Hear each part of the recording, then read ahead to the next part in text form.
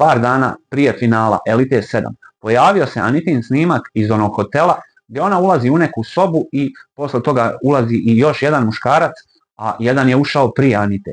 I sjećate li se ko je objavio taj snimak? Instagram profil Nena Opozicija. I da li je moguće da niko od ljudi koji prate reality ne zna ko je Nena Opozicija?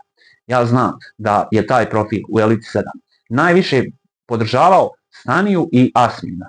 Da li ste vi mogli doći do Anitinog snimka? Niste mogli ni vi ni ja. Kako onda mogla Nena Opozicija? Danas tabloid Pink piše kako je Maja izjavila da je Asmin bio u vezi sa tim profilom Nena Opozicija i naljutila se na Asmina, Asmin samo ćutao.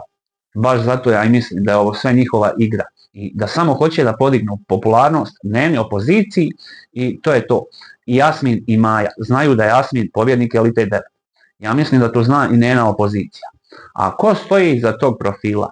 Ja mislim da je to ili Đedović ili ona Tamin. I vidim da danas tabloidi pišu kako je Maja izjavila da Asmin glumi nekog glavnog baju, a Asmin je odgovorio ja te nisam Filip Car. Svi znamo da Asmin nikad neće biti popularan kao Filip Car, iako će da pobjedi u Elite 9. Filip nije nikad pobjedio ni u jednom realitiju.